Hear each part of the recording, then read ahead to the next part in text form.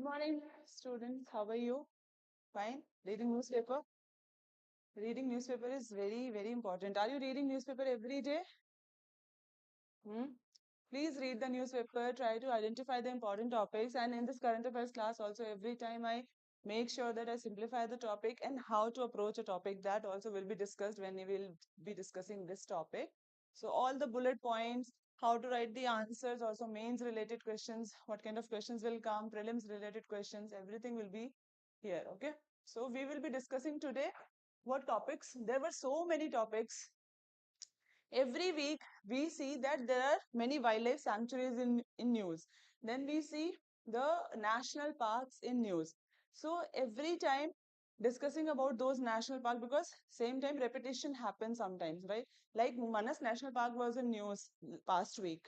Did you hear any news related to Manas National Park? Good morning, online students. How are you? Manas National Park was in news. And one more national park, wildlife sanctuary from Manipur, then Mizoram. All these northeast states, wildlife sanctuaries, national park becomes very important. Then there was one biosphere reserve also that was very important. So what you should do is you should make a table or short note related to the parks, biosphere reserve or the wildlife sanctuary, and then state, very, very important, because this is a very general kind of question that are always asked, that this biosphere reserve is found in which state, right? So our first topic, the news that we are going to cover is from 10th of May to 16th of May. Before covering the news, let's discuss about the important topics that were in news. So what were the important topics that were in news? Can you please discuss? Can you please share the important topics that were in news past week?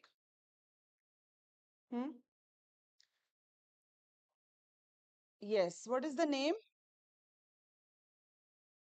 Doctor? Huh? Huh. And one more appointment was there. 52nd Chief Justice of India. Chief Justice of India. What is the name? Huh. Okay. And any other appointment? Good morning, students. Online students. Any other appointment? Any other news? Please share the live with your friends. Any other news? Article 143 was in news. What is Article 143? Whenever any article is in news, you should know that what is the intent, what is there in article which is being discussed, because these kind of questions are very easy to get, right? So Article 143 is related to, sorry, and used by for. So what did President do? She asked Supreme Court 14 questions, right? She asked why, what is the issue? So what is the context? No, it's not about bills. It's about keeping the Supreme Court did what? It set a deadline for the governor also to take action on the bills, and same time president also. But it is not mentioned in the constitution. So any kind of thing can be asked, right? Conceptual base. So polity questions are sometimes very difficult to answer if you do not understand the concept. So have you gone through the PYQs? Going through the PYQ is a very, very important. How to avoid? पढ़ाई में distraction होता है, Isaac Newton. Distraction होता है तो please keep your mobile phone aside. आप mobile phone को दूर रखिए और कोशिश करिए कि हाफ एन आवर 25 मिनट्स का एक स्ट्रेच जो है, आप पहले तो आपको जानना पड़ेगा कि आप कैसे पढ़ते हैं. तो कोशिश करिए कि 15 से 20 मिनट जो है बिना मोबाइल फोन के आप पढ़ सकते हैं, नहीं पढ़ सकते हैं, राइट? उसके बाद देखिए उसे एक्सटेंड करने का कोशिश करिए, but keep your mobile phone away, keep it in some other room. Okay, उसके बाद देखिए आप अपने आप को जानिए पहले, फिर उसके बाद धीरे धीरे कोशिश करिए टाइम बढ़ाने की, हो जाएगा. ओके. सोशल मीडिया अनइंस्टॉल करिए, जो भी इंस्टाग्राम फेसबुक है, uninstall it, simple, right? Keep yourself away from it. थोड़ा दिक्कत होगा स्टार्टिंग में, बाद में ठीक हो जाएगा. Okay. And if any other difficulty is there, you can contact office number. I can talk to you, I can guide you, and other teachers are also available. Okay. Yeah. So What were we discussing? Huh?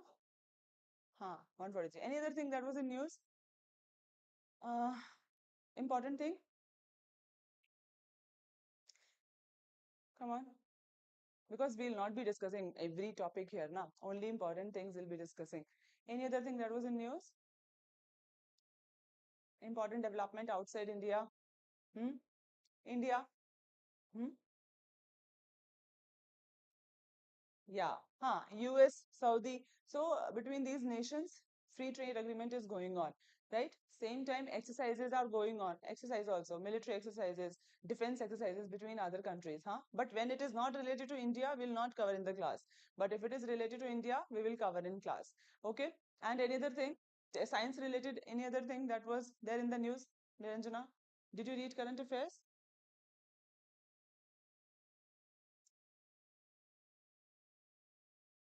No. Isaac, देखिए काफी time mobile से पढ़ना होता है but it is leading to distraction no so you should avoid it अगर ये distraction कर रहा है तो आप किताबों से पढ़ना शुरू करें this is the best thing that you can do in initial phase उसके बाद you can use have the control on your self उसके बाद you can use okay first option sorry first topic is related to methane why this topic is important methane emission from energy sector in 2024 remains stubbornly high despite available measures IEA international IEA full form is International Energy Agency. See, I will be asking questions. I know that we do not know all the answers, right? But when I ask question, then your brain will be thinking about it. So asking an answer, whatever you know, you should answer. Express yourself, right? That way you will be able to give the answers. Otherwise, if you hesitate, don't give the answer, then it will not be good. UPSC is all about expressing yourself in the mains answer, mains examination. Correct? Okay. So IEA is related to what? International Energy Agency. So for us, what all important topics are there? What all important things are there that we should discuss in this topic? First, I would like to ask you, then we will proceed. Tell me, what all important things are there that we should know from the prelims and mains perspective? So our motto is what? Our motto is to cover the topic from prelims and mains point of view and to give answers. That is the sole purpose of our studying. No other purpose. We are not doing research on methane or any other thing.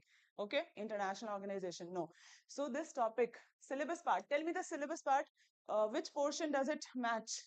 From which syllabus portion does it match this topic? Geography or environment? They are separate things, no?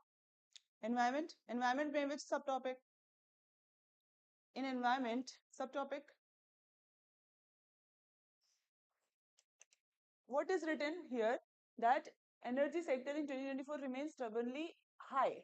Emission from energy sector. What does emission lead to? Pollution, global warming, right? And so what are greenhouse gases? And what all gases are there in greenhouse gases? Do you know? Tell me the gases in greenhouse gases. Which makes the globe warm? Hmm? Hmm? Hmm? Write a question. What is greenhouse gas? And what all gases are coming under greenhouse gas? Okay. Who all are there in online session?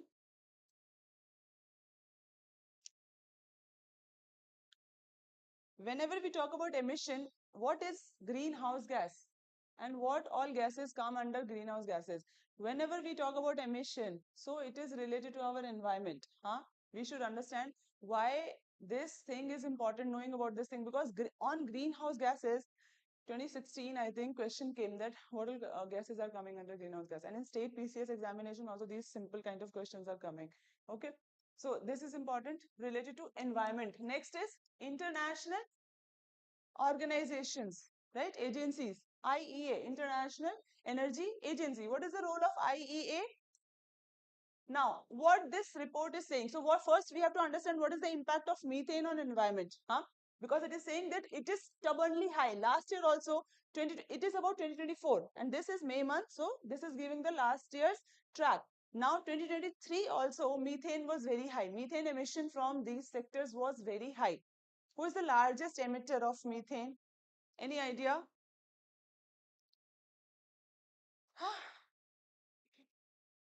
India is not the largest emitter. Methane, largest methane emitter. So write this point also. Who is the largest methane emitter? US or China? Find the answer. Are you guys finding the answer of the question that I am asking? Do you find? Please do it. Huh? Regular basis, when you know these answers, no, then what will happen that you will not have to memorize so many things. The basic things will be there with you. You will be able to answer the questions on the go. Right? Now, topic is methane emission and this report. How did we get to know about this thing? Related to this report is Global Methane Tracker 2025. So one kind of question that can be asked is Global Methane Tracker report is published by who? IEA, International Energy Agency. Okay, this is the second important thing. Now, it released this track report and it reported, this point is important, that energy sector is emitting, okay, 145 million tons of methane in 2024, and oil and gas facilities alone contributed to 80 million ton. Okay, so energy sector is the highest contributor towards the methane emission. This can be asked global level. It is global methane tracker. Okay, so global level, one trend you have to understand is energy sector is contributing most towards the methane emission. Write this point and remember this point. Next is methane remains a major contributor to global warming. Methane, global warming. We are thinking that carbon dioxide is the major contributor for global warming, but it is saying methane remains a major contributor to global warming. How and why? Methane is a very potent gas. It is more harmful than carbon dioxide. It has a short life, but carbon dioxide has a big life. So this comparison can be made because they are competitors for global warming. Yes or no? Huh? So methane, shorter life, carbon dioxide, longer life. Methane, more potent and more harmful, and carbon dioxide is less harmful, right? And requires urgent policy attention, and it is year by year it is increasing, so this is not good. And even after taking all the policy measures, identifying the methane emission areas, then also we are not able to lessen the impact of methane emission, right? Even after doing, last year also it was there.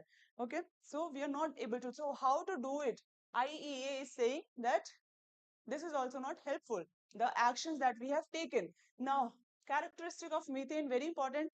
Another simple type of question that UPSC asks is about the basic characteristic of a gas or of a metal or of a ore, anything which is found in environment. Huh?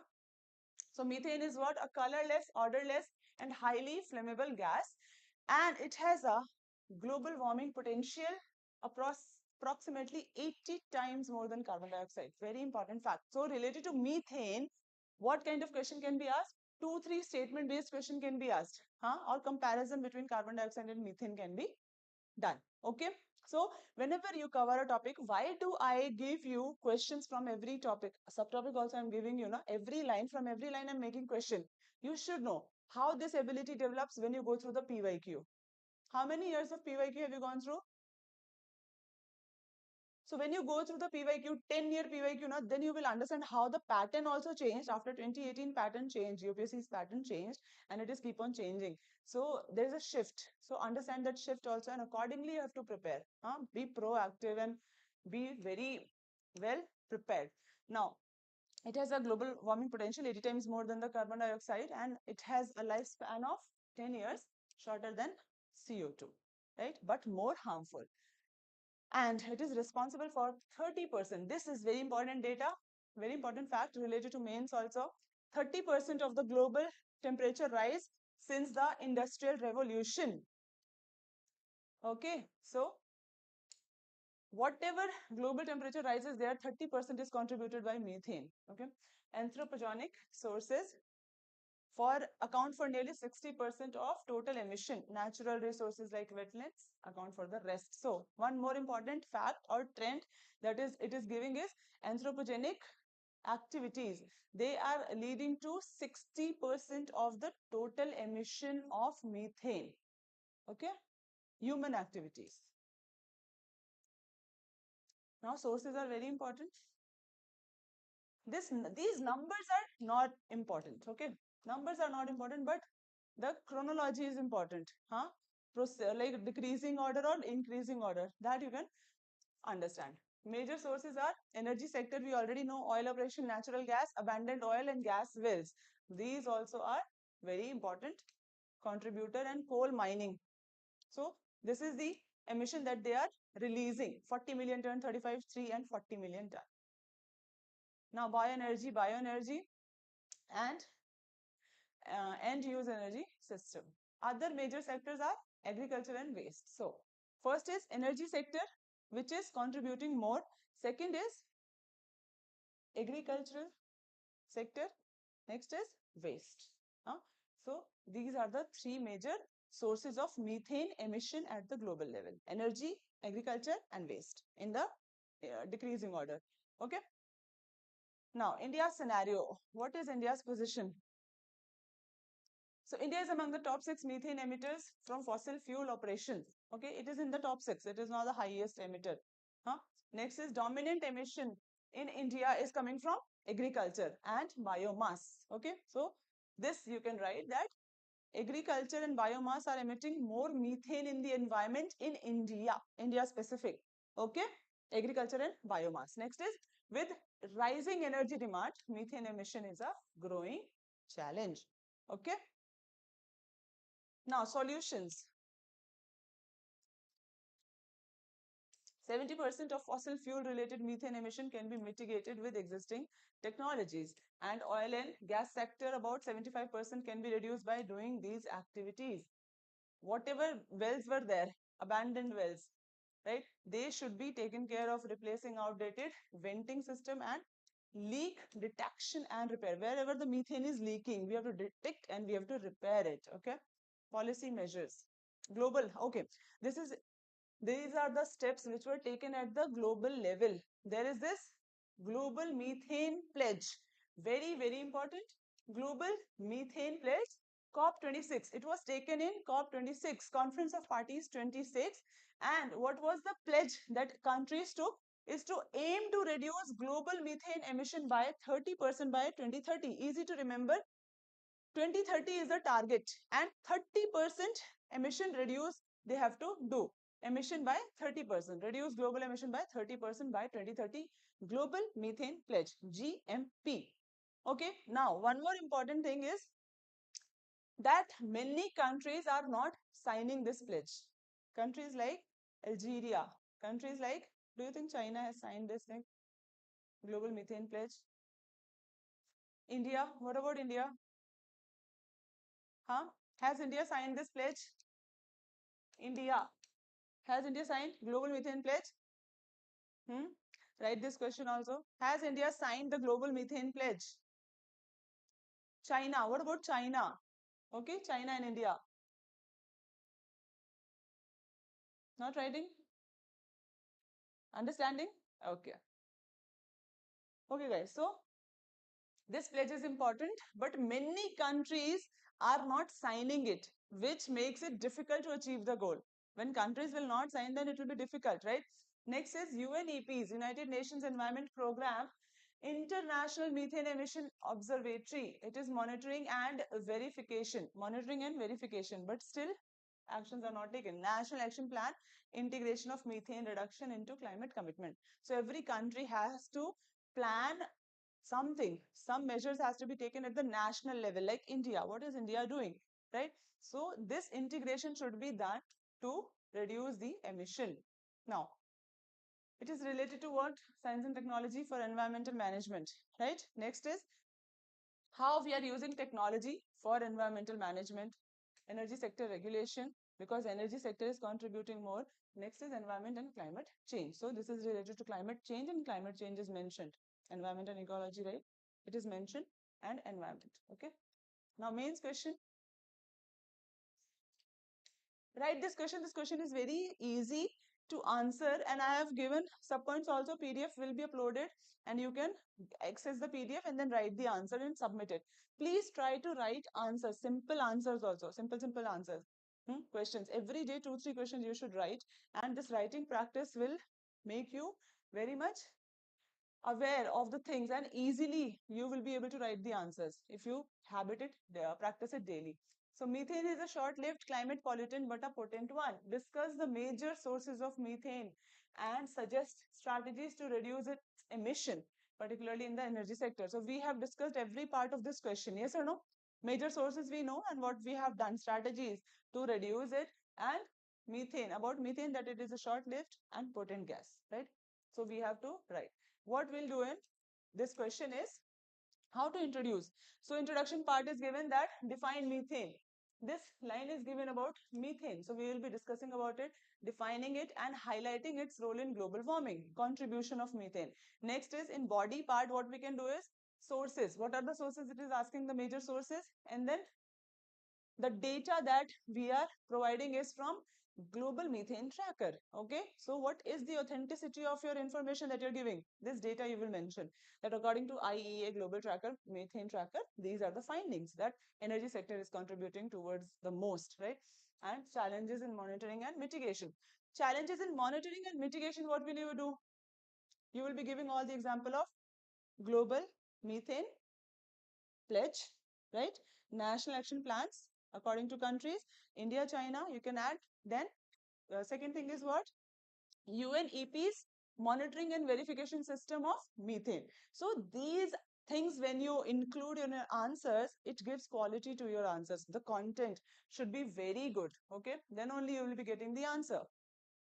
These things you can add, and then conclusion will be what? Emphasize methane's mitigation potential as a low-hanging fruit in climate action and recommend coordinated efforts. Conclusion, we have to recommend the efforts that every country needs to do some things at their own level. Then only this will be reduced. And same, aligning with the global goal also. Global goal is what? 30% reduction by 2030, according to GMP, right? Okay, answer this question. Online students, answer this question, please.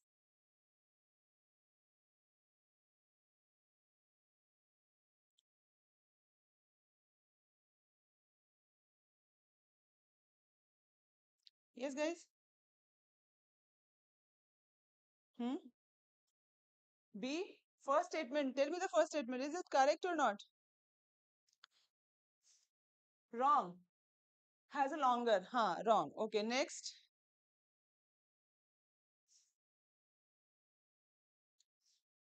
Hmm?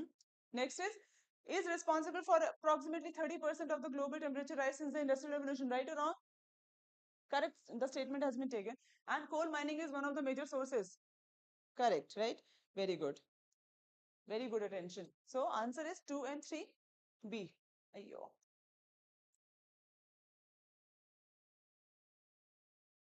Now, Bihar tops in implementation of PMFME scheme. Schemes are very important. Whenever they are in news, you have to cover that scheme. Okay. Now, the full form. Sometimes UPSC ask about the full form of the scheme also. They will be giving you the 4 full forms, 4 options will be given, and one word will be replaced in each option. Okay. So, the full form is what? Formalization. Pradhan Mantri formalization of micro food processing enterprise. Okay, Pradhan Mantri formalization of micro processing food enterprise. Okay, so this is the full form. Now, what all things are important from this topic? What all things should we cover? Tell me. Hi Sanju, how are you? Yes, correct. Tell me the answer. Sanju, is the last topic clear? What all topics are important from this news? What all things we should cover? Think about it. Everyone has to think and give me points. Participate in the class. What are topics? Just read the title and then link it with the syllabus part. Which syllabus part?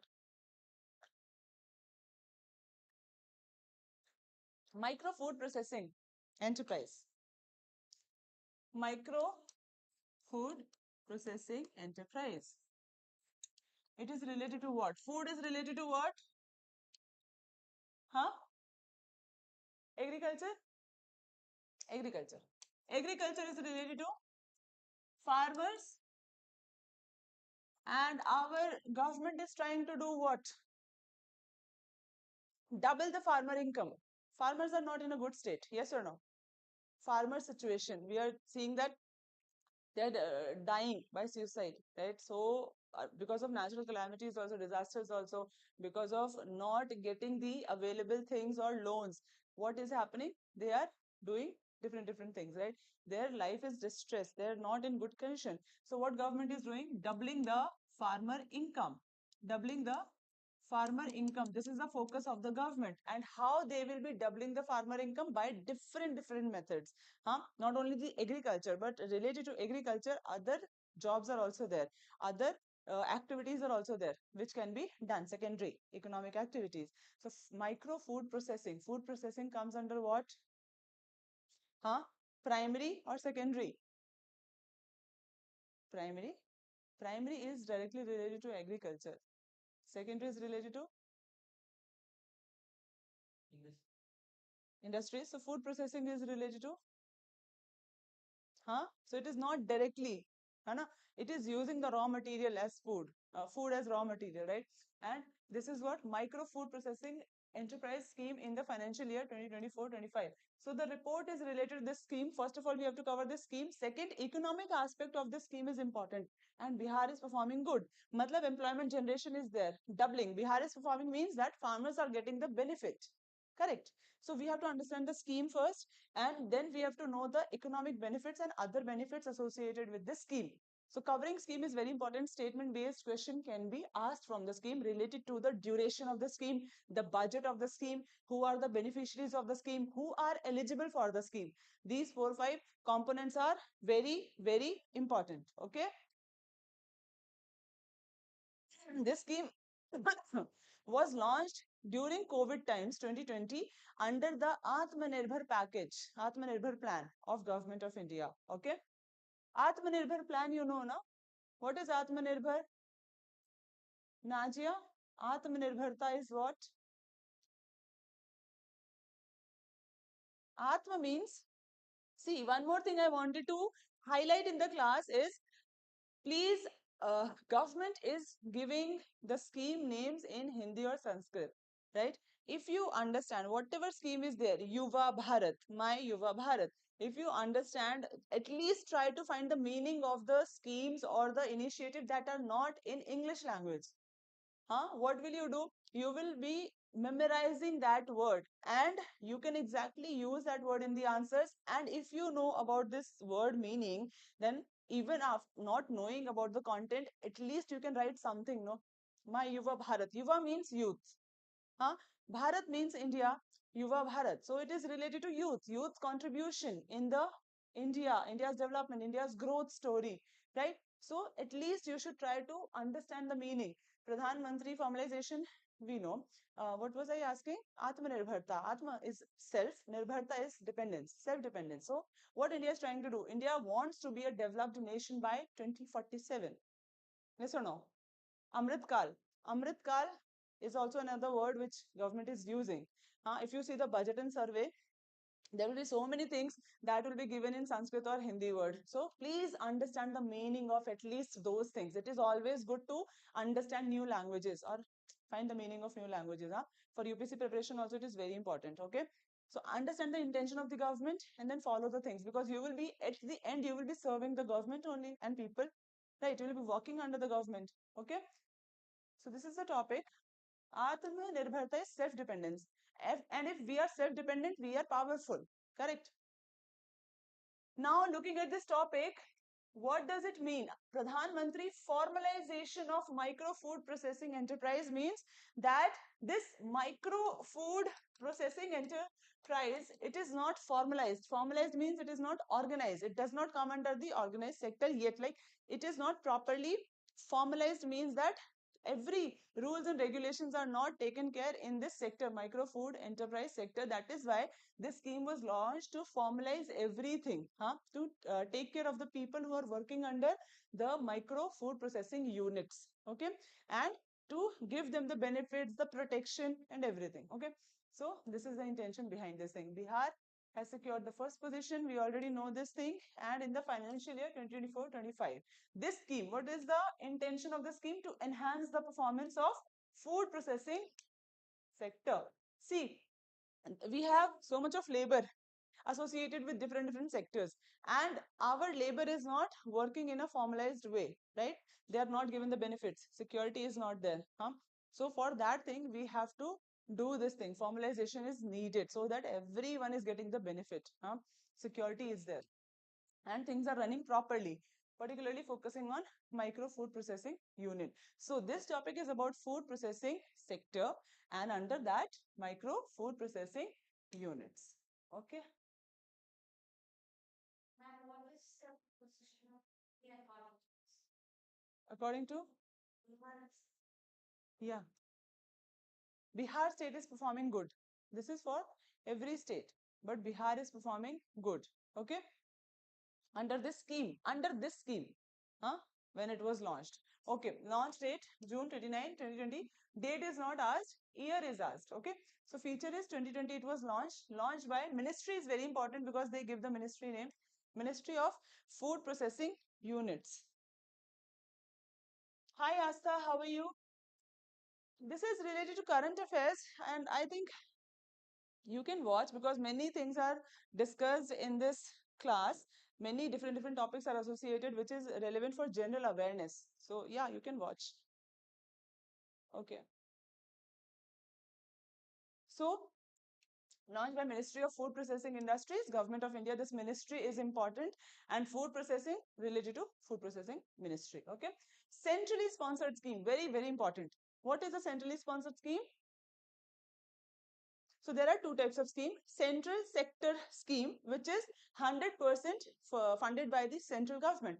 Then comes the sponsored scheme. Sponsoring means that money is coming from other sources also. Like central government is also sponsoring.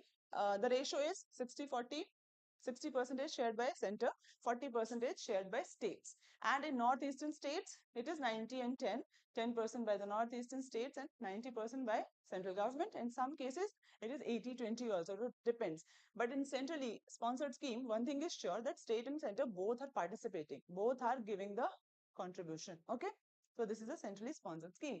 The scheme is designed to formalize and upgrade. Formalize. These two words are important. Formalize and upgrade. Okay.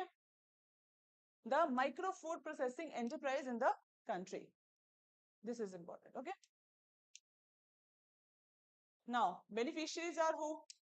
Micro food processing units, farmer producer organizations, self-help group, cooperatives and other groups. Okay. So these are the beneficiaries which can avail the benefit. Now objectives are what? See, what all things will be provided. First of all, the capacity building. Right. So enable micro enterprises to increase access to credit. Training, not only giving finances is important, but actual setup should be there. It is related to processing, industry setup should be there, infrastructure should be there, technology, training to the people, labors, right? Proper training should be given. So this is what formalization. Organized sector works in a proper way. Proper plan is there. Proper mentioning of the things is there. Training is there. So this is happening. Access to credit. So access to credit should be there. Very important to all these groups. And supply chain integration. Next is supply chain. So this scheme is doing everything for farmers, for cooperatives, for food processing organization. You just have to come and the bodies have to come and enroll in this scheme, and they will be doing, government will be doing everything for you, from providing the training to branding your product to marketing your product. So this supply chain link is very important, supply chain integration, because a platform is given so that you can brand yourself and you can sell yourself, your product, and integration with the organized supply chain. Formalization support should also be provided. Transition of 2 lakh micro food. This is important number. This number is important. 2 lakh micro food processing units into a formal framework. So see the numbers.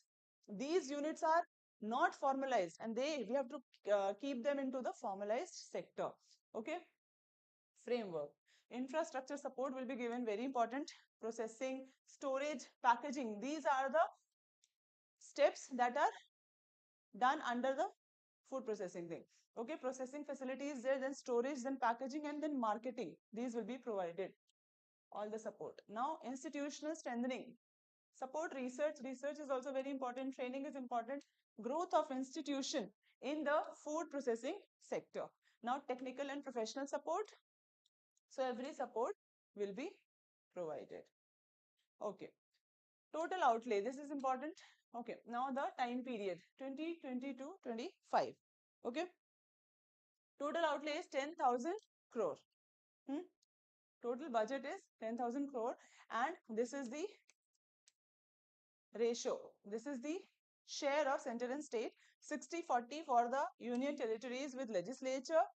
100% funding by the center for other union territories without legislature, and then 90-10 for northeastern Himalayan state, and 60-40 center and state government. Numbers we already know. 2 lakh micro food processing units will be directly supported with credit linked subsidies and setting up common infrastructure, and these are the groups that will be getting the benefit. Now, the components: support for individual and group of micro enterprises. So, group also and individual enterprises will also get the benefit. Next is branding, marketing support. We already know. Institutional strengthening, project management, financial assistance breakdown. So you can read this saying that individual micro units. If individual micro unit is coming, what will happen is credit linked subsidy will be provided of 35% of eligible project cost. If your project cost is 5 lakh, okay, then 5 lakh, 35% of 5 lakh will be given to you as subsidy, credit linked subsidy, and it should not go beyond 10 lakh. Up to 10 lakh, they will be helping you, or 35% of the credit linked subsidy will be provided of the project cost. Okay. Now, beneficiaries need to contribute a minimum of 10% of the cost. Whatever the cost is, at least 10% should be covered by you. Okay. Next is on-site skill training, hand holding for technical upgradation. So government is giving you everything. Hand holding, skill training will be given. Hand holding, technical upgradation will be given. Okay. Seed capital. Seed capital means what? Seed capital means when you do not understand any meaning of the word now, then go to the word seed. Seed, essence of seed is what? Hana? Beginning capital, right? Okay. So beginning, giving a life, Hana? So it is the initial capital.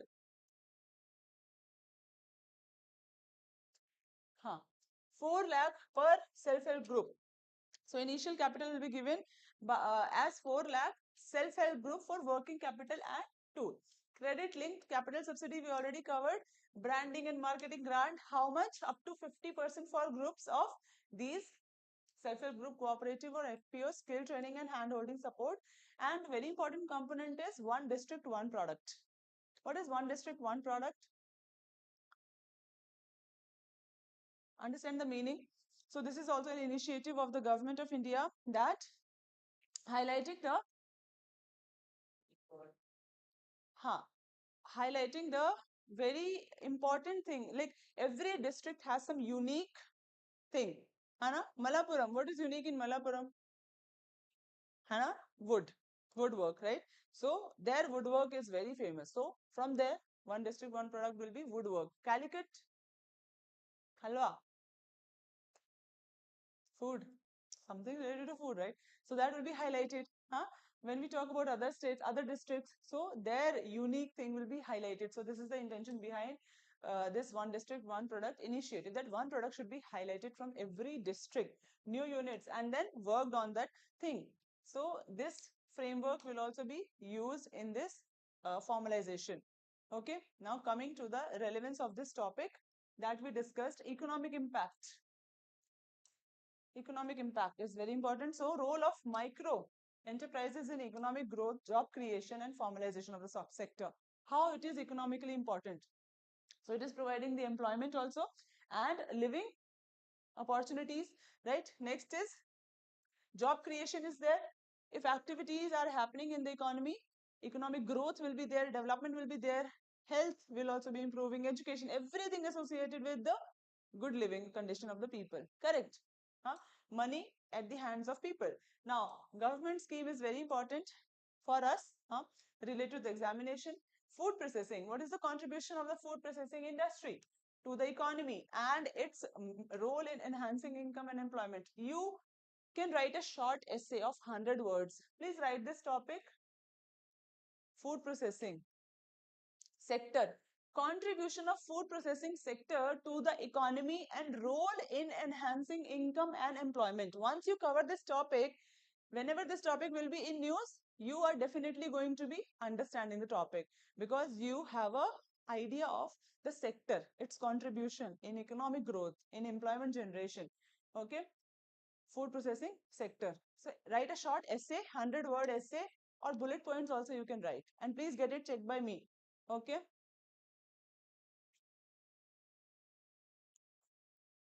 Now, agriculture and rural development. This topic is also important. Understanding government scheme promoting rural enterprises and food processing. Hi online students. Is everything clear till now? Done? Okay. Mains question. What kind of question can be asked in mains? So discuss the objective, financial outlay and key components of the scheme and what role does it play in formalization of food processing sector. So for this question, see, food processing sector, understanding it, understanding the weakness, understanding the strength of food processing sector is important. No, then only you'll be able to give the holistic answer, right? When you know the background and everything. Correct. Then in short lines also, you can create a complete picture. Yes or no? So this way, and you can read this when the PDF will be provided. So read it and try to frame the answer according to this. And please write all the, whatever question has been given in the PDF, try to answer it. Okay, very important. Now give me the answer of this question.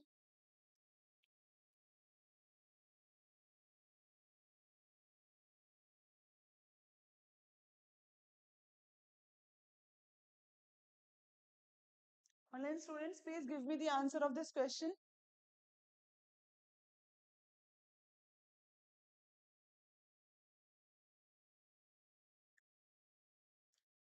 Related to the scheme, statements are given. First statement is scheme was launched in June 2020 to support the formalization upgradation of the micro food processing enterprises. Bihar ranked first in this scheme for the financial year 2024-25 and scheme provides a credit link subsidy of up to 5 lakhs.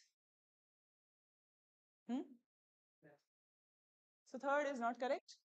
Other two are correct. Answer is A. Yes. Answer is A. It is 10 lakhs for micro processing units. Wow. Again, infrastructure and skilling. So government is focusing on skilling, on formalization, because this is the world of skilled people. If you're not skilled, if you're not upgraded, then your job is gone.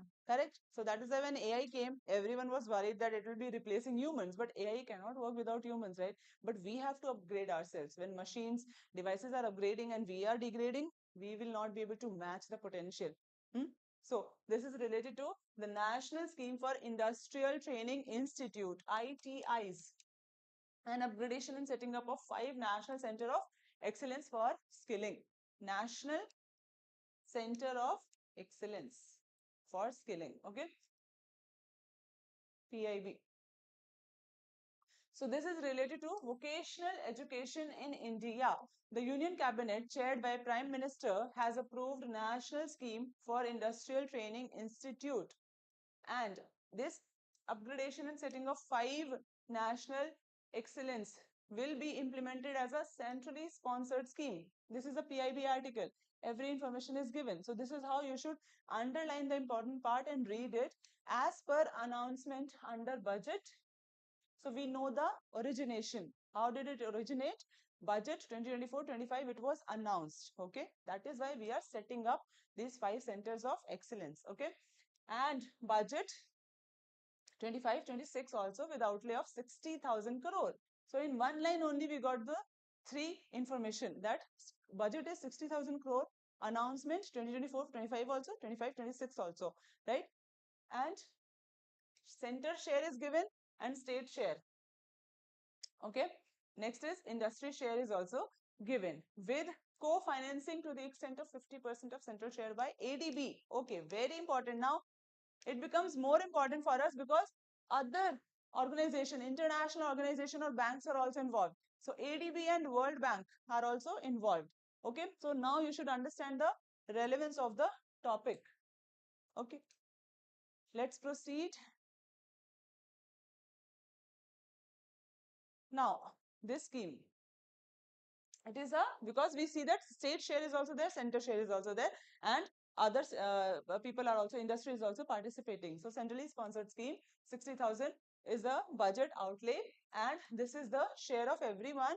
External support is also there. Co-financers are ADB and World Bank. So statement based question can be asked that this center of excellence are created and the co-financers are ADB and World Bank. This kind of statement can also be given. Okay.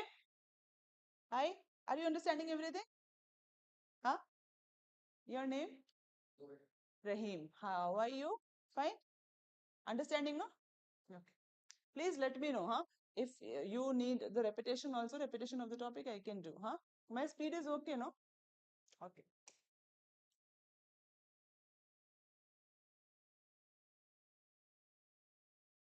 Okay.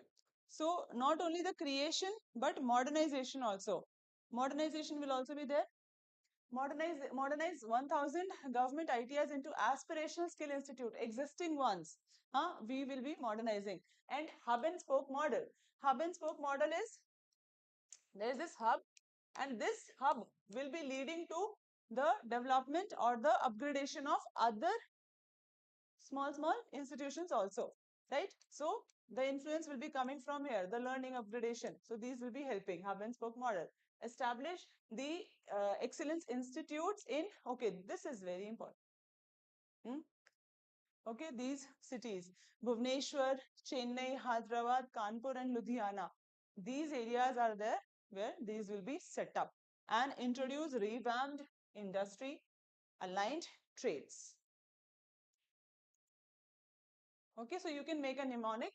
Mnemonic you can make B, C, H, K, L, or according to your understanding you can make. Now see, skilling means that local workforce supply. We have to do what? We have to enhance the alignment between local workforce supply. Why we are skilling ourselves? Because there is a demand. And if we are not serving the demand, we will be out of the league, right? We will be out of the supply. So we have to provide the supply and demand should be met. So for this, we need to upgrade ourselves, skill the labor, skill the people, right? Next is enable industry participation to through a special purpose vehicle model. Provide pre-service and in-service training. So these are the components. Implementation strategy, collaboration will be there. Industry partners, our co-financers are also there. Government is there, state is there, right? Investment. Outcome is what? This outcome is very important. Very important. Skill training for 20 lakh youth over 5 years. Youth is our power. Youth is power of Pakistan also. 60% under 30 years of age. But what they are doing? Huh? So 20 lakh youth over 5 years. This is the outcome we are expecting. Enhanced employment readiness among youth in line with MSME and industrial workforce need. So this is the purpose, that whatever the need is there, we have to meet the need, and MSME sector is very important. Establishment of these excellence centers at model center for training of trainers. So these 5 centers, National Center of Excellence, these center will be the hub and they will be giving the training and expertise to other hubs, okay, to other institutes. So please understand, okay, Bhubaneswar, Ludhiana, these centers will be training other people, okay, training of trainers, okay. Why does this matter now? The relevance of the topic is related to Skill India Mission. Skill India Mission for skilling the youth, skilling the people, labor, and National Education Policy 2020 goals also. This is aligning with this goals also. Next is industry academia collaboration. Whenever you have to write about industry academia collaboration, you can give the example of this center of excellence. Okay, ITIs. Next is human capital formation and Atmanirbhar Bharat again. And important for GS paper 2 and 3, governance, skill development, and economy. Correct? So everything is related to job creation, employment. Skilling ourselves means we will be getting the job, we will be in the economic activity circle, we will be contributing towards economy, growth will be there, development will be there, and potential. India's potential will be used. Very important topic, very important topic, yantra. So simple question that can be asked is, what is yantra? Yantra was recently in news. It is the motto of National Technology Day, or is it a device, AI? What is the name of the India's AI? India's AI name, artificial intelligence of India's. Its name is what?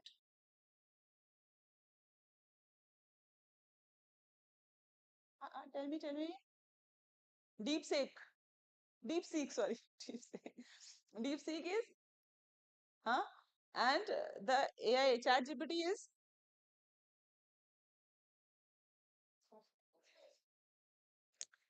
so India's artificial intelligence name is what?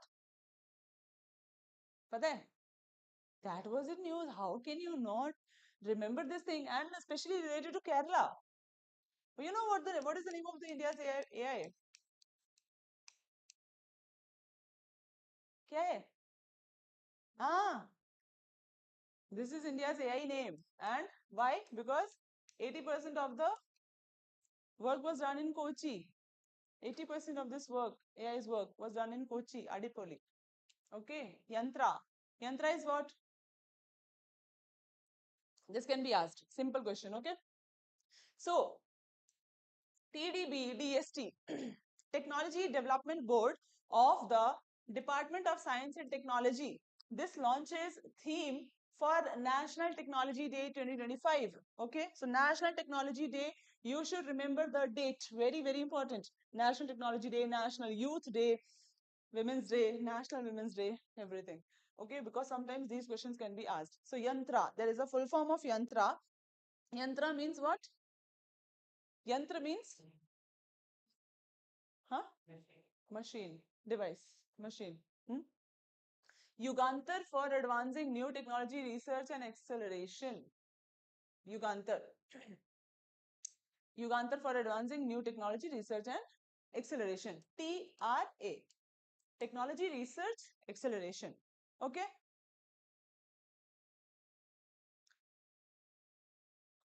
Technology Development Board under DST today unveiled the official theme for NTD and the word yantra. See, why they have chosen the word yantra? There is an intention.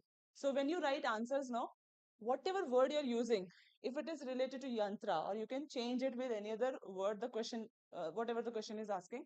So it is deeply rooted in India's scientific and cultural heritage, representing a not just mechanical ingenuity, but also symbolic power of system synergy and scalable solution. System synergy, scalable solution.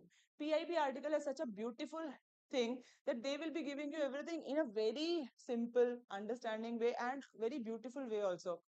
So you can exactly use these lines in your answer. So please refer to the PIB articles every day. Try to read one article of PIB. Try to understand their language. And some lines are so good that if you use it in your answers now, you will be definitely getting good marks. People are doing it. Next is Yugantar meaning and epochal shift is the emblematic of the country's momentum in transitioning from technology adoption to global technology leadership. So, not only adoption, we have to do what? Global technology leadership. In technology also, we have to provide the leadership. Okay, that is why all this thing is going on in India. We want to be a leader. 2047, we want to be a developed nation. Correct? Next is what? National Technology Day commemorates what? Why this day is significant is it commemorates the momentous events of 11th May. So now we know that 11th May is the National Technology Day. And 1998, what happened is India conducted successful nuclear tests under Operation Shakti. Okay, and saw the maiden flight of the indigenously developed Hansa 3 aircraft. 2-3 events are associated. Okay, DRDO's development is also there, and Hansa aircraft is there, and Operation Shakti. Nuclear tests were conducted in 1998, Atal Bihari Vajpayee's time. Okay, so this is also very important. So because of this, the day was decided. 1999, we started celebrating the National Technology Day, NTD. Okay, 1999 we are celebrating. So Atal Bihari Vajpayee declared 11th May as National Technology Day because of the successful things that happened. Now it is observed on 11th May, already know. Purpose is to remember the development that we did, technological milestones that we achieved, and achievements. Okay. Historical significance, Pokhran 2 nuclear test, Operation Shakti, and it established India as a nuclear weapon state. So nuclear weapon states are in news. India is asking IAEA to have an eye on Pakistan's nuclear activities. Correct? This was also in news now. So this is also in news. And ये क्या है?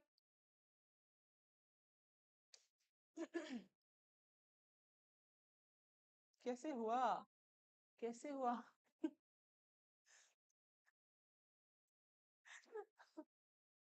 Oh God.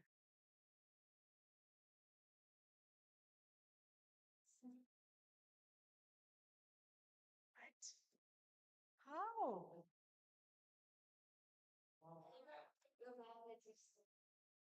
Back? Okay. Pokhran 2 nuclear test and first test flight of Hansa 3 and also Trishul mission. Successful test firing of Trishul mission, DRD developed short range surface to air missile. Okay. Now, so this is covered. Organizer is Technology Development Board under DST, Department of Science and Technology. So this is the organizer. Theme is Yantra. This year's theme is Yantra. Full form you already know. What is the full form?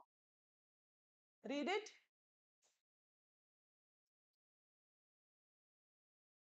Yugantar for?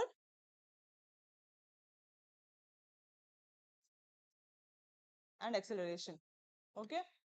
Okay. So the term Yantra. So same thing it is repeating that it is not only related to the technology but also to the synergy system and scalable solution.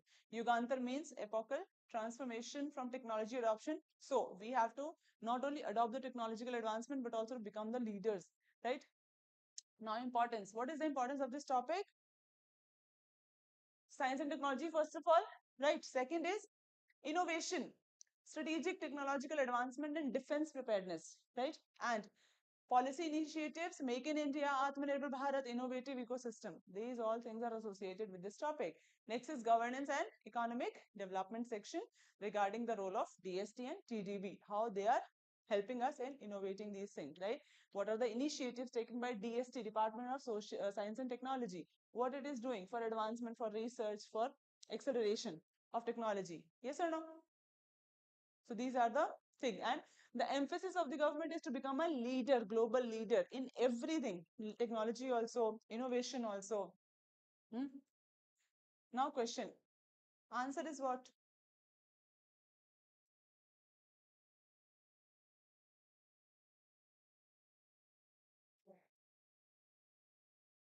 Which of the events are commemorated on NTD? Which option can we eliminate? Third option eliminated. So answer becomes 1 to 4. C? No, B. Okay. Now, these projects, river projects are very important. Rivers are very important topic for UPSC examination. Whenever this topic is in news, the simple question that will be asked is, this river project is shared by how many states? Or related to the origination of the river, or this river passes through how many states, like that. Okay, so go through the PYQ, because when you cover the topics, then you will know that how questions can be asked. So according to that, you will cover the topic. That is why we ask you to cover PYQ. Okay. So news is Madhya Pradesh, Maharashtra, they have signed an MOU, Memorandum of Understanding for Tapti Basin Mega Recharge Project. Tapti Basin Mega Recharge Project. Recharge. Interstate initiative aims to address water scarcity across region for both state and center, likely to approach for national project status. Okay, the Indian government has fast-tracked approval for electricity transmission line of Pakal Dal hydropower project in Jammu Kashmir's Kishtwar district. Latest update is this, and then about this project is what? Tapti Basin Mega Recharge Project, Tapti River. So this is related to Tapti River, and it is also called Tapi in Maharashtra, originated from Madhya Pradesh and flows through Maharashtra. This is the basic information related to this river, and it is a joint initiative. We already know that Madhya Pradesh and Maharashtra have signed an MOU. And very important fact is, it is world's largest ground recharge project. So this fact you can remember and mention whenever ground recharge project related things are coming in the examination. So largest groundwater recharge project. Objective is what? Water scarcity is the issue, basically. So channel adequate water to northeastern Maharashtra and provide water to southern Madhya Pradesh also. So water, to meet the water scarcity issue. Irrigation activities will be conducted, and this is the distribution. Irrigation will cover what areas? Key components of the project are low diversion wire at Kharia Gutigat dam site. These things are not important, just the information has been given. Left bank canal phase, right bank canal phase. Now, water resource management. This topic discusses about water resource management, how to manage it well, and interstate cooperation. Very important, right? Next is GS paper 1, water conservation, irrigation and agriculture. 1 and 3, governance also. Now, groundwater recharge innovation. How groundwater recharge innovation will help us in meeting the water scarcity issues. This topic is also covering this thing. And river basin management, how we are managing the river basin issues and water sharing challenges. Okay, so this is the thing. It is world's largest groundwater initiative, joint project of these two states, and irrigation of these many hectares of areas will be covered under this. Answer?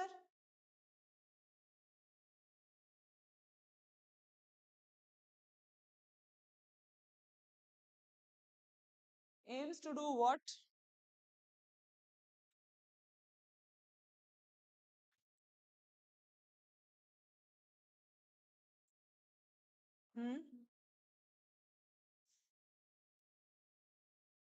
Answer is, online students, you can also answer this question. What is the purpose of this recharge project? Yes? Fast? Easier? It's easy, right? Not 3?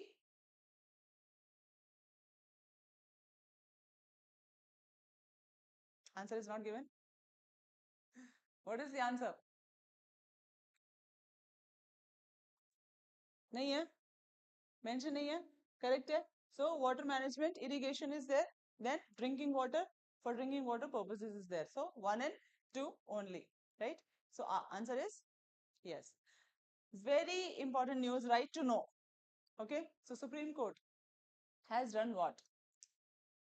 The Supreme Court of India order on May 9, 2025, setting aside the Delhi High Court did what? It quashed. It ordered directing the Wikimedia Foundation to take down a page on its Wikipedia Internet Encyclopedia. There was some page, managed, there was some page, and Delhi High Court asked those people to track down that page, like to not show that page. Notable for several reasons. So what happened is Supreme Court has squashed this decision of High Court, saying that it is, huh, it is damaging, harming the fundamental right of the people. It is not a good thing. It is not a good thing, and this is related to fundamental rights. Okay, right to know is very important. So Supreme Court quashed a Delhi High Court order directing the Wikimedia Foundation to remove a user created page and related discussion. So Supreme Court is saying, whenever Supreme Court is saying something, that we should remember, right to know is a basic right protected under Article 19(1)(a), freedom of speech and expression. Next is Article 21, right to life and personal liberty. So factual based things are important related to this topic. There are fundamental rights which are essential for our survival, right? If they are not given, then we will not be protected. The security will not be there. We will not live a respectful life. Okay. Next is Supreme Court's observation. What is Supreme Court's observation? That right to know is fundamental. Why it is fundamental? Why it is essential? Right to know, because democracy is what? Without dissent, democracy will not exist. Dissent should be there. Criticism should be there, of the courts also, of the people also, right? So it helps in public discourse, participation of public, right? Whenever anything is happening in democratic country, that pros and cons should be discussed. Public should be aware. So we are doing what? We are taking away the fundamental right of the people if we are asking them to stop investigation or research or knowing about things, right? So democracy is not this. The true meaning of democracy is dissent only.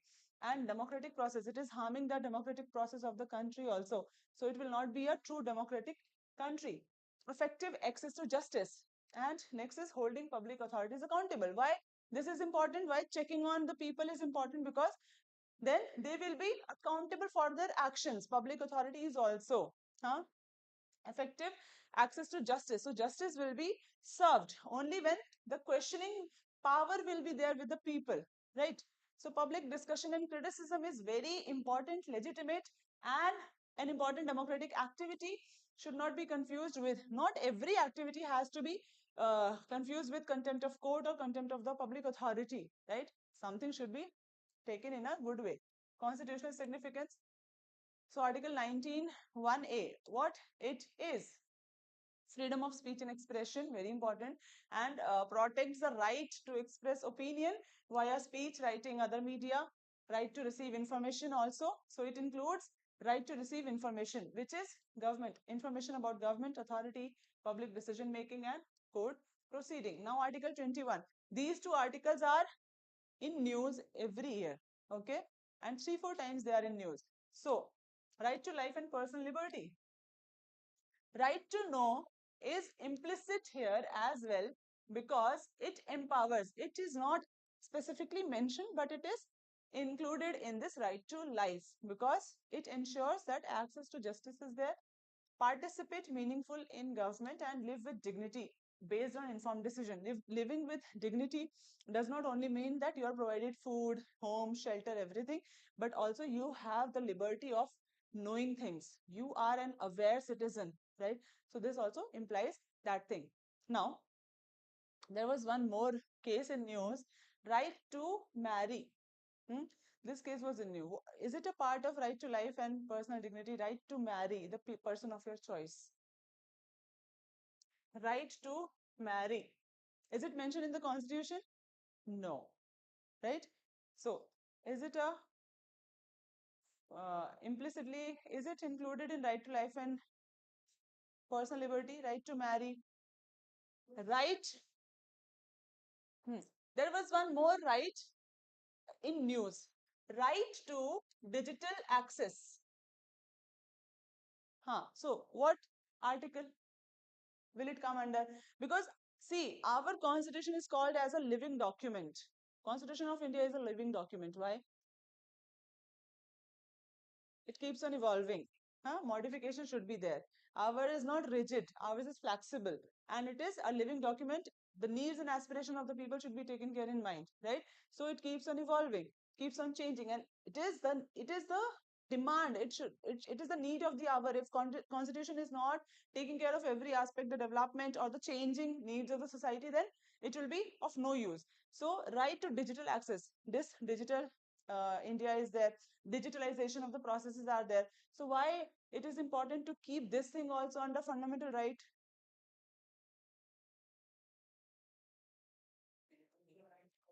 Because digitalization has become such an important component of our life. So this was also in news, right? To digital access. Why is it important and fundamental for our living? That also you should think. So will it come under right to life and personal liberty? Article 21? Come? Was there any judgment? Go and research about it. Did you read any story related to this? Read? Supreme Court or what? Which court? Go and read full, please. Right to digital access. Whenever any right is in news, please go and read about it and make a note, because definitely mains or prelims that will be asked. If not asked in prelims, mains it will be asked. Pakka. You can take the guarantee also. Huh? Next is landmark. Now, 1 second. Now, landmark case reference. The Supreme Court judgment draws from the Menka Gandhi case. So this case is very important, 1978, and for you it is important to remember Menka Gandhi case 1978, which broadened the scope of Article 21, and it started including these things. Okay. Right to live with dignity, right to life, shelter, privacy, very important, right to privacy, clean environment, right to information, right to know. And more things will be added with the changing times. Okay. Now, UPSC aspirants, what is important for UPSC aspirants is freedom of expression, access to information, right? So, connection between freedom of expression and access to information. How to make this connection? GS paper 2, governance, judiciary, constitution, democratic, emphasizes democratic values, transparency, accountability, and participation. Okay. So, this is important. Next is useful for fundamental rights and their interpretation by the judiciary. Okay. So it is a part of two articles. Remember this thing, right to know, 19 and 21. Question, answer please. Very simple. Yeah. What is Article 370?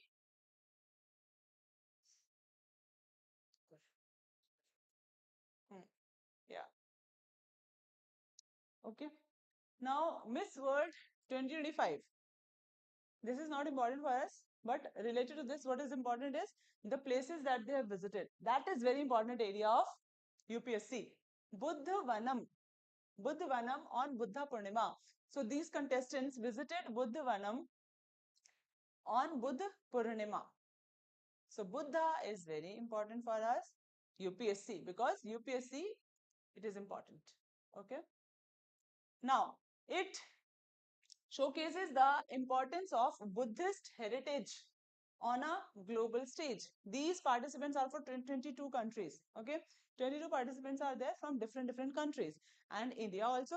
About Buddha Vanam location, very important, that Buddha Vanam was in news. So which state? Telangana. Krishna River. And it is one of India's largest Buddhist theme park, developed by government of Telangana, central support. Okay, it is a part of integrated Buddha circuit, and objective is to promote Buddhist heritage tourism, especially from Southeast Asia. This is very important. Buddhism is very famous in Southeast Asian nation, and it is one of the most important links or international relation we are talking.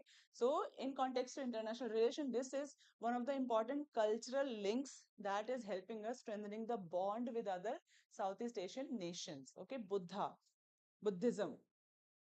So cultural contact we are making, and Buddhism is very much famous. So this part is very important. And Southeast Asian nations are important for us because of Indian Ocean.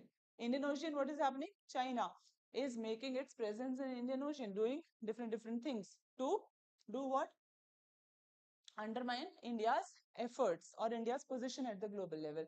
Yes or no? China is a threat. Now, key attraction at Buddhavanam. Okay, these things are not important. There is this one means forest. Okay, so garden kind of thing.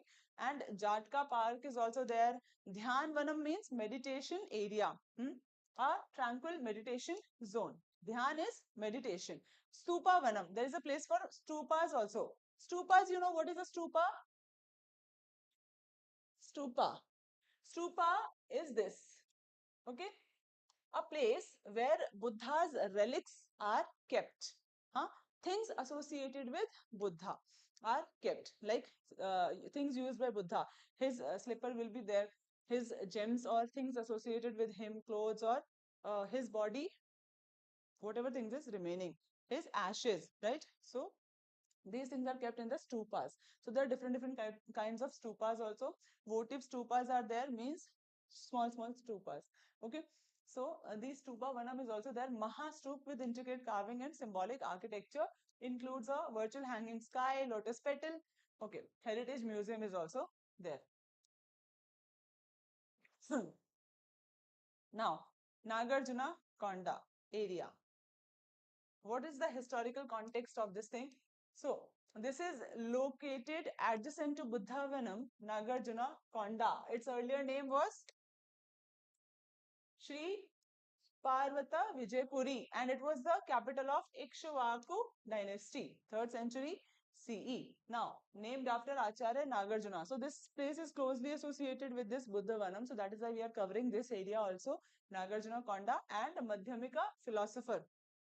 Acharya Nagarjuna, he was a Madhyamika philosopher, and this Nagarjuna Konda is a place of Buddhist Mahayana Buddhism also and monastic learning. What is Mahayana Buddhism? So, Buddhism was a faith which emerged during 6th century BC, okay? BCE. When what was happening is Brahmanism was having this too many kind of complex rituals were there, discrimination between people, too many castes were there. People were not getting a space for growth, for development. Only the upper caste people were getting the respect, the dignity. But people like Vaishya, people from Vaishya community, people from Shudra community, women, their role was not that much, they were not given that much of importance, but their role was very important. Vaishyas, tax paying people, right? Then Shudras also, they were supporting the people.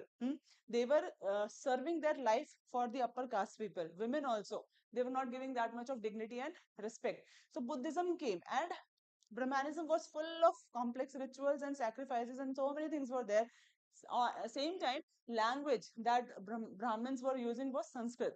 They were not using local languages. Then Buddhism appeared. And what happened is there was no complex ritual, simplicity was there, nothing was asked to do. They will not be asking you money for doing sacrifices. No animals were sacrificed. You have to eat simple food, you have to live, don't have to lie, you don't have to steal. There were some 5 rules were there which you have to follow. Do not have sexual misconduct, do not steal, do not lie, right knowledge should be there, right approach, right seeing the things in a good way should be there. So these things were there in Buddha, and only by habit you can attain the salvation, and meditation is important. So these things, people were very much attracted by these things because of the things that they have already faced. So they started following Buddhism. Jainism came. Jainism was also very popular because of Mahavira, who is the founder of Buddhism, Mahatma Buddha. Buddha himself. His name was, he is called by different names. His name is Siddharth, Gautam Siddharth. And then Mahavira was also there. One more belief came, which was named as Buddhism, Buddhism, Jainism, and one more faith was there. No, Vaishnavism is related to Brahmanism only.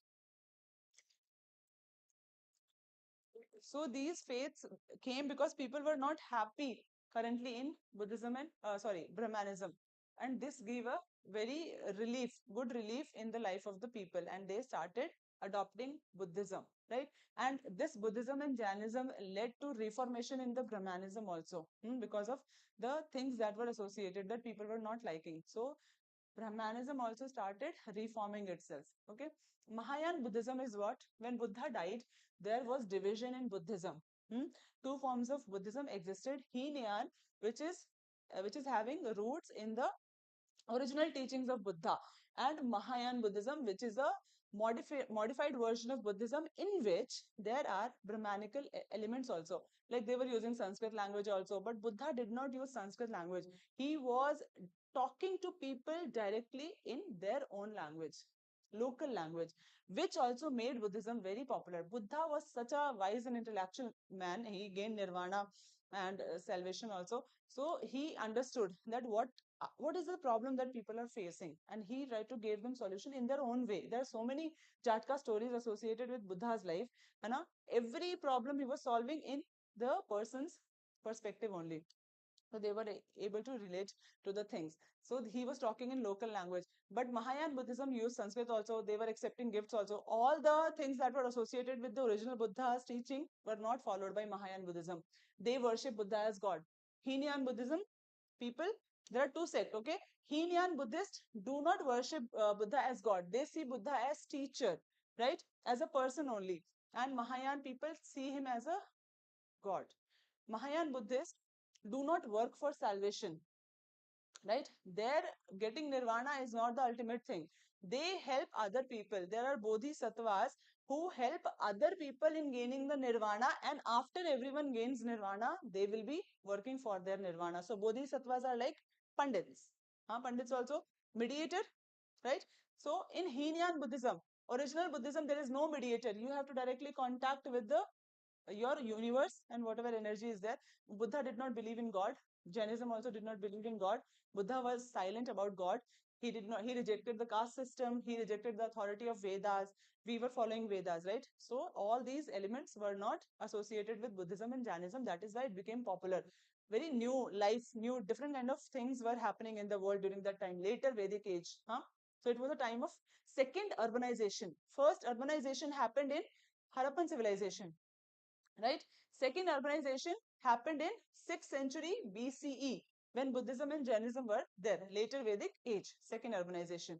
Okay, so this is associated with Mahayana Buddhism, and Mahayana Buddhism is very famous in Southeast Asian nations, China also, because they are like this form of Buddhism traveled to Southeast Asian nations. Okay, so this is the center of Mahayana Buddhism. Next is archaeological excavation.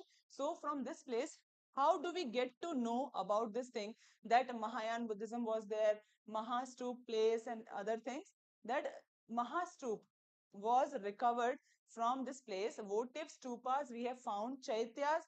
So these all are related to the architecture of Buddhism. Buddhist architecture means that their votive stupas are small stupas which have the essence of stupa.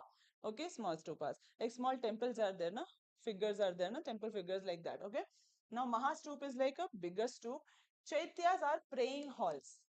Praying halls, big halls. The largest chaitya is in Karle. Karle caves. Okay, these people were using caves. Buddhist people, they did not live in houses. Monks were traveling all the year. Only during rainy seasons they were not traveling, and they were taking shelter in caves. So Karle cave is the largest Chaitya hall in India. Okay. Next is Sila Mandapas are there, palaces and Brahmanical temples are there. These all things we have found from Nagarjuna Konda. Sculptural panels are there which showcase the Buddha's life events and Jataka stories. Okay. Why this topic is important? Because architecture, heritage, right? GS paper 1. Now, India's soft power diplomacy. Soft power diplomacy means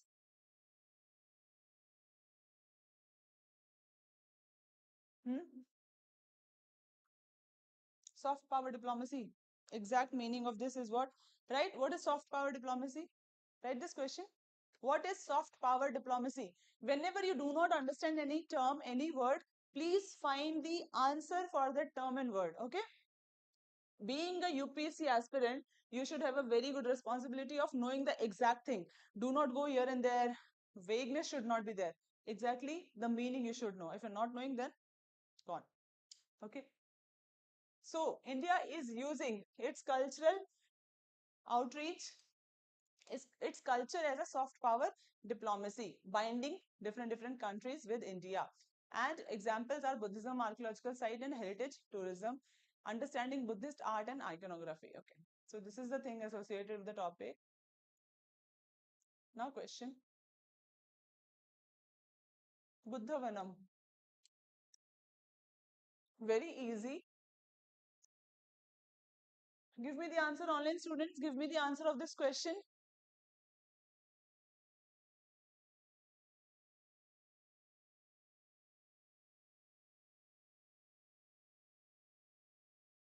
It is a Buddhist park located in. So first option is, second, third. Yes. So second and third is the correct answer. Option B. Okay. Now, another scheme is in news. Samridh scheme. What happened is, CA among two held for duping MeitY, Ministry of Electronics and Information Technology, of 3 crore under the pretext of Samridh scheme. So, chartered accountants are involved. Okay, and how they are using this Samridh scheme for doing what? Fooling the government. Okay. Agarwal never disbursed the funds to the intended startups. So these CA are Agarwal and they took the money from Samrit Skin, but they did not credit the money to the beneficiaries, the startup. So one thing we know that this Samrit scheme is for startups. You know? Government is focusing on the startup also. We need leaders. We do not want people who are only working under someone.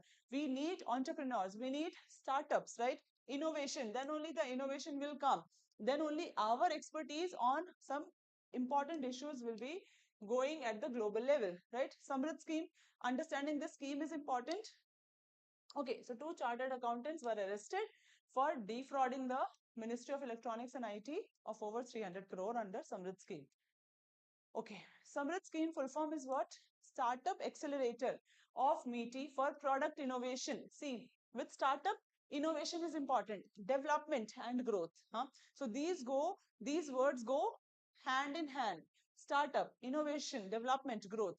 Launched by Government of Electronics and Information Technology, MeitY, Samrit scheme, and launched under, very important, National Policy on Software Products 2019. So this is the policy under which this scheme was launched. So basic information related questions are also asked. Under which ministry this comes? No. Second thing, under which scheme also, which framework this scheme comes, and full form.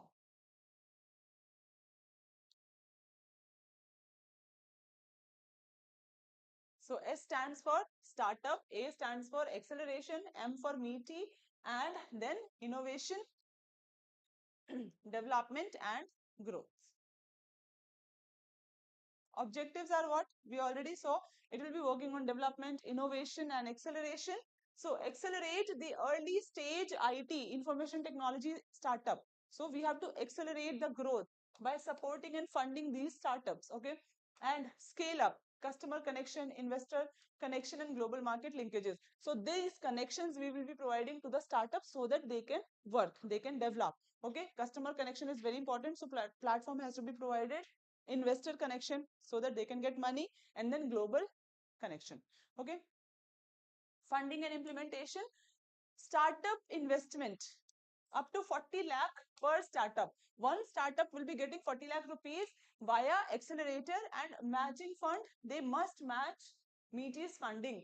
Implementing agency is MeitY Startup Hub and Digital India Corporation. These are the implementing agencies. Now, key features are what? 22 accelerators. So there is an accelerator who will be providing the help to the startups. Hub and spoke model we know, na? hub and spoke model. So these accelerators are hubs, and then they will be helping the people, the startups to grow. So 22 accelerators are there across 12 states and supporting 175 startups in the first round. Sectors are very important. Samrid sectors are health tech, edtech, agri-tech, consumer tech, and fintech. Okay. SaaS is there and sustainability. Startups selected through a multi-level. Okay, so selection process is also not easy. Multi-level screening process is there. So what happened? Everything happened, but funds were not processed to the people, startups. Okay. Now, services offered are market research and product positioning. Legal assistance is also provided, mentorship, network, shared learning, weekly founder meetups, demo day, and then investment and negotiation and closure. Recent concerns, the arrest in the misuse of funds highlight the need for stronger due diligence, accountability, and monitoring mechanism. These people kept the money, so monitoring mechanism is not good. Nobody asks the people, the startups, that whether they receive the money or not, right? So this is important, that monitoring should be there till the time the startups are not getting the fund. Now GST, GS paper 2, government policy intervention. This topic is related to GS paper 3 also, Indian economy, startup innovation, startup policy ecosystem, public private collaboration, role of digital economy in employment generation. Answer?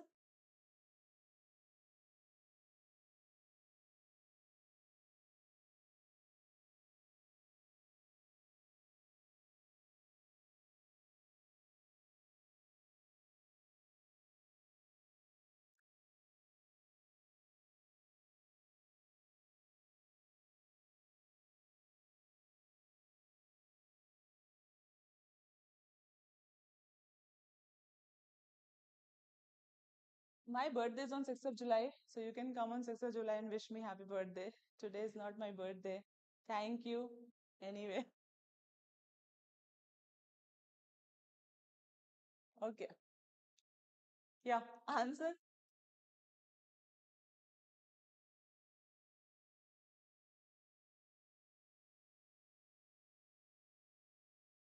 Guys, what happened? First statement. It provides direct grants to startup from MeTi without involvement of any intermediary. Is it possible? If it is possible, then what is the case? Case is about CAs getting the money and not giving to startups, right? Hmm? So this is not direct grant. See the word. Direct grant is not given to startup. No, there is an accelerator. 22 accelerators across 12 states are there, right? Remember that point. So see what kind of question can be asked, statement can be asked. It supports accelerator to provide funding and services to early stage startup. Is it correct? Next is, it is implemented by MeTi startup and through, correct. Yeah. So answer is correct. Now Ayurveda Day, very, very important. Government is focusing on the traditional knowledge. Government is focusing on the traditional knowledge of India, and highlighting, not only focusing and doing things, but highlighting it at the global stage. That is also very important, highlighting at the global stage. Whatever knowledge, expertise we have, Ayurveda Day. So what is the date? September 23rd. This is very important, guys. Please read PIB articles. Please, at least one article every day you start reading, and you will be knowing about India so well that they define everything. Whenever any topic is there related to handloom, related to medicine, related to other things, they will give you the idea of the history also, present also, and future also. So, in a landmark decision aimed at enhancing global visibility and consistency in observance, the Government of India has designated 23rd September as the date of celebrating Ayurveda Day every year. Okay. Now, this is not important. Ayurveda Day has been commemorated annually to promote Ayurveda as a scientific, evidence-based and holistic system of medicine, which plays an important role in preventive healthcare and wellness. How to prevent certain disease? Treatment is important, but prevention is the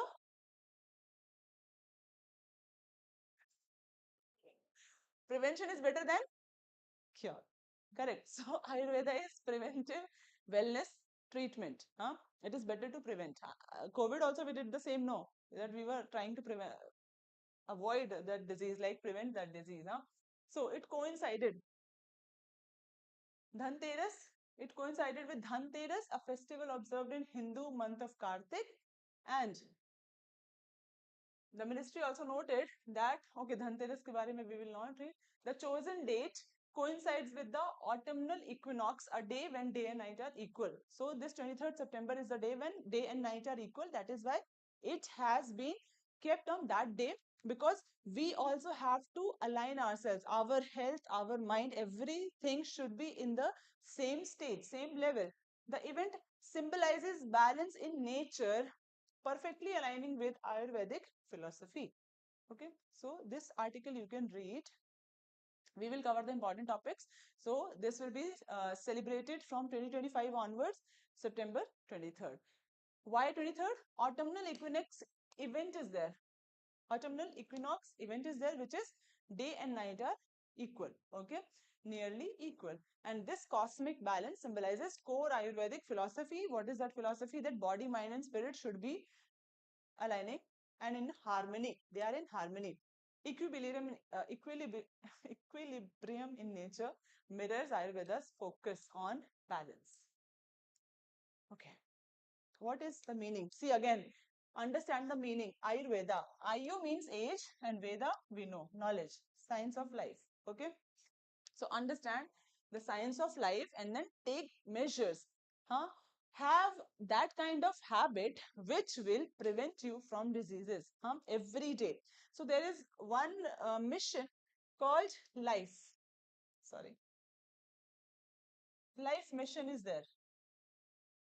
Initiative proposed by Pradhan Mantri Narendra Modi at the United Nations. Life mission at the global level. We at the national level also we are urging our citizens to adopt life, and at the global level also. What is the full form of life? This question has not come, but definitely UPSC is very interested in these kind of terms, so they can be asked. Life is, full form of life is what? Lifestyle for environment.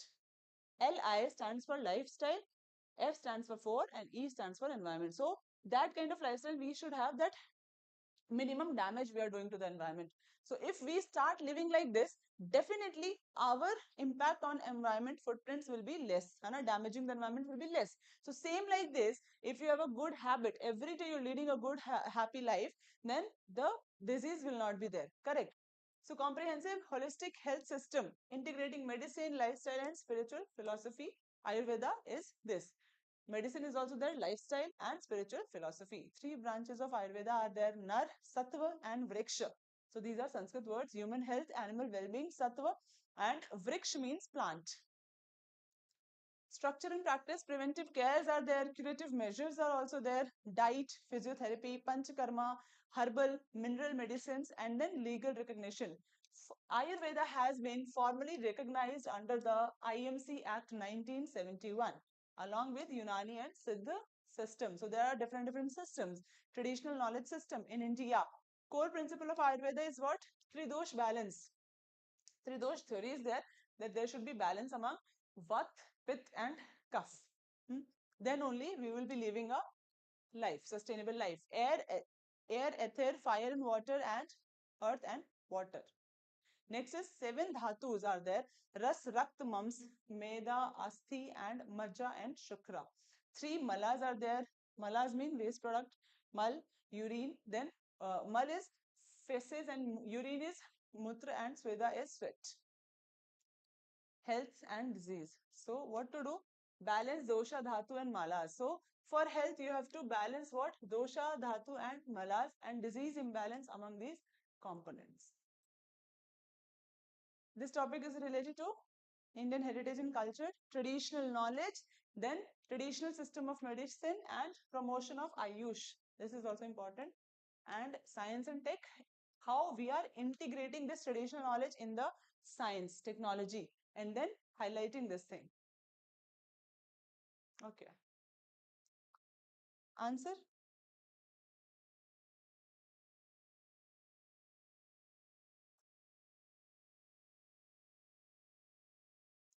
are principles of Ayurveda?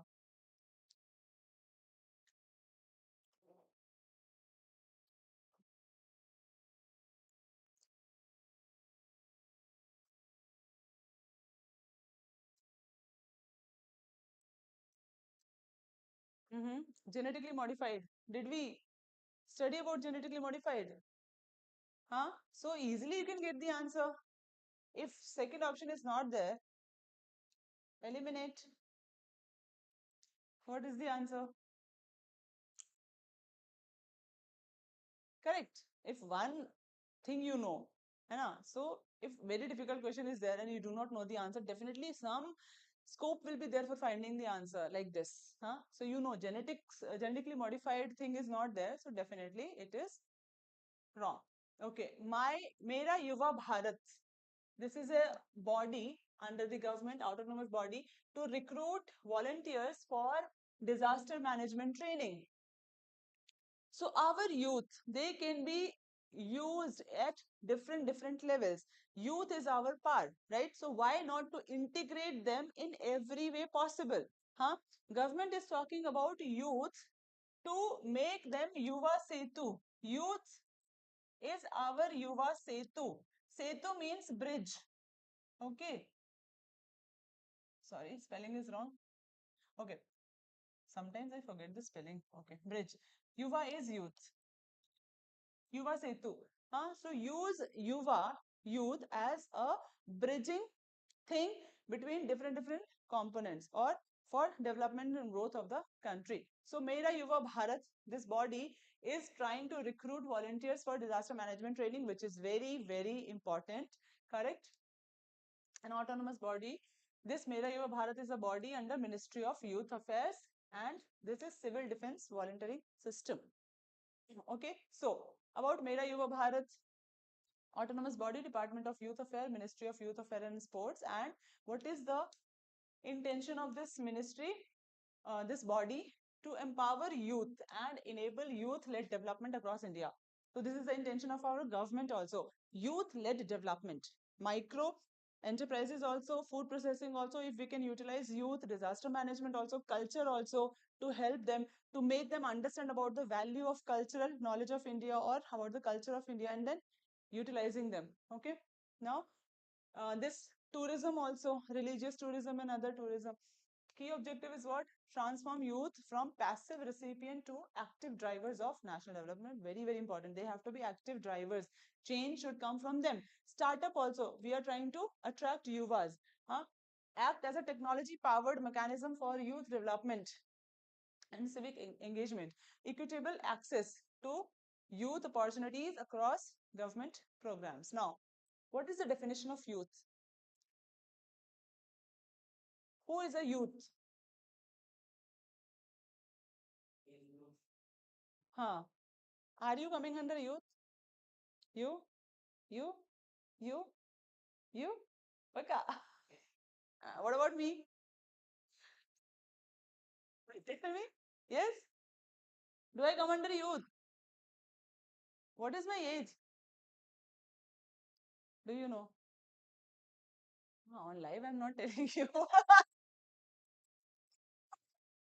Okay. This is the definition of youth, 15 to 29 years. Okay. Remember this thing.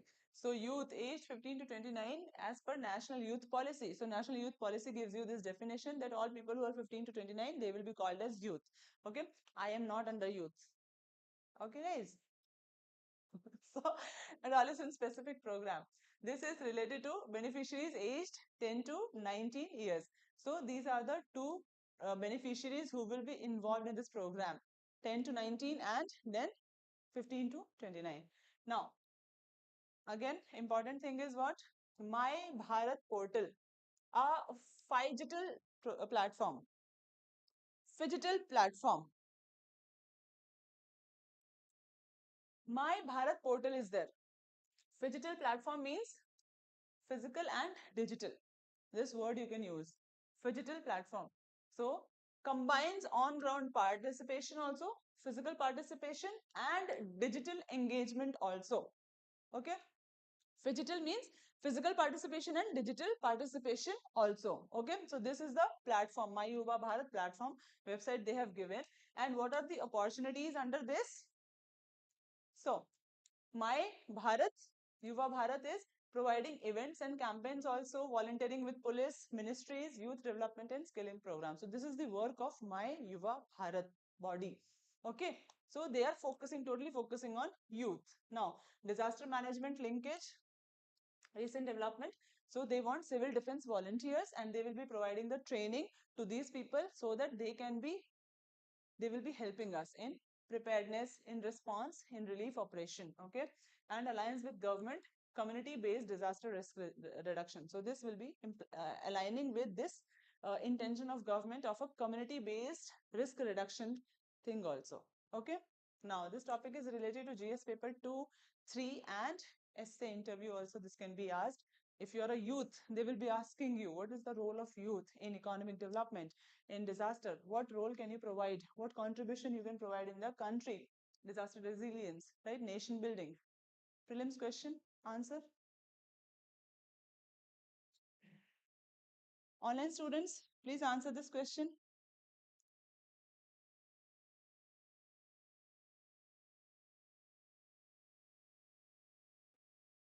Hmm?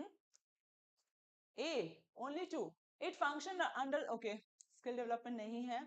Very good, supports youth-led development. It is open to individuals. Okay, good. So answer is two only, which is Jute Corporation of India.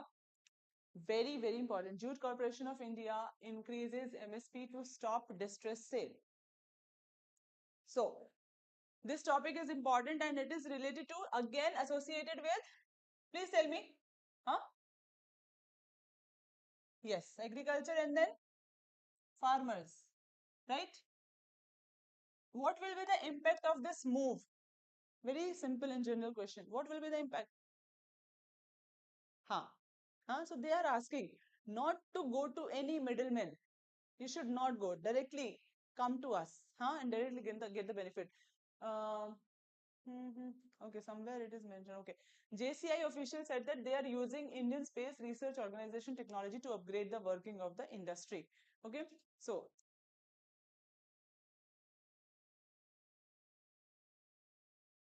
so it has increased the price of the jute. Okay, minimum selling price it has increased.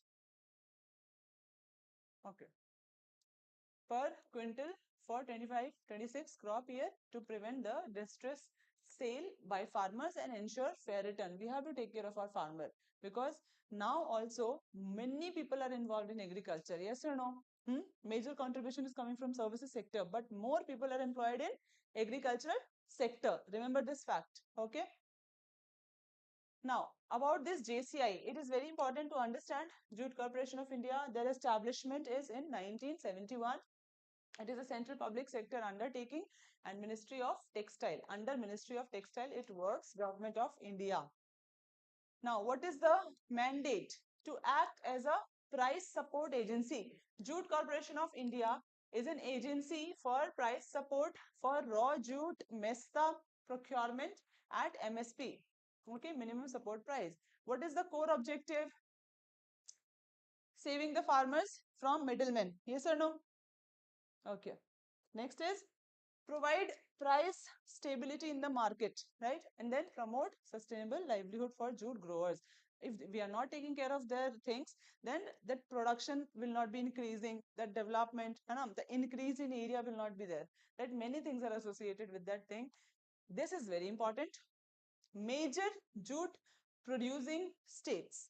Very, very important. These kind of questions have come in the examination. So there are only 7 major jute growing areas. And I think you should remember the names. This is West Bengal, Bihar, Assam, Meghalaya, Tripura, Odisha, and Andhra Pradesh. Okay. Remember the names of the growing areas, major growing areas. Next is activities of JCI.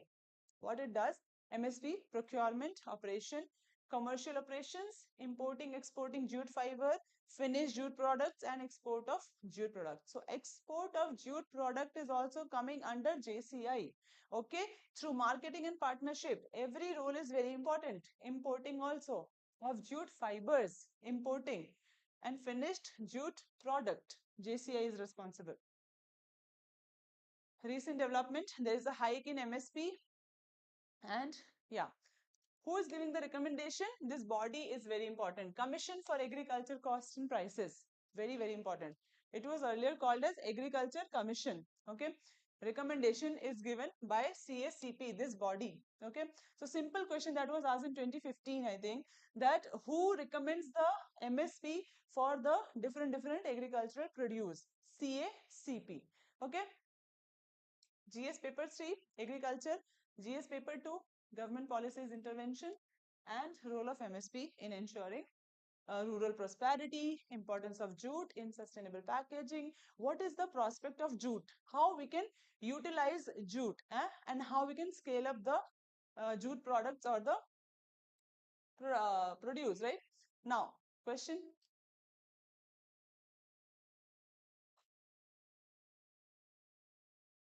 JCI. About JCI, which of the following are correct?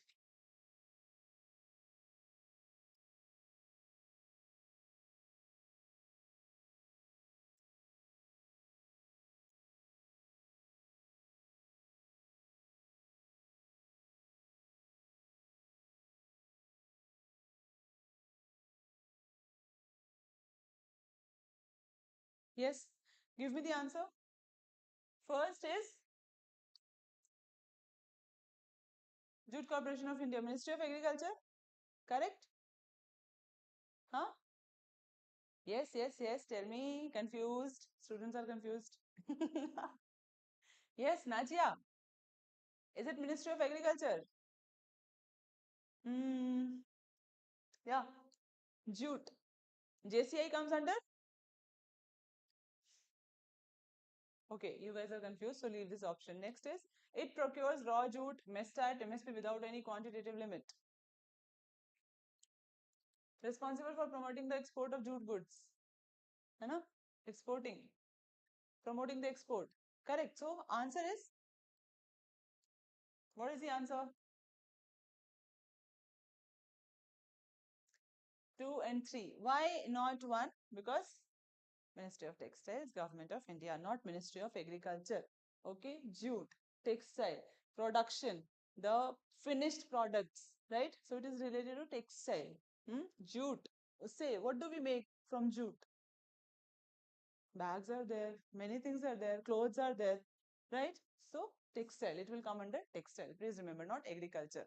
So this is the end of the class, and I'll meet you next week with more important topics. And whatever I've asked you to write about national parks, small topics, please make a separate note and separate notes for current affairs also. And try to write the answer now itself. You should write the answer of the question that are mentioned in the PDF. And then finish the work and then go. Okay, I'll see you next week then. Thank you so much. Keep studying, keep learning.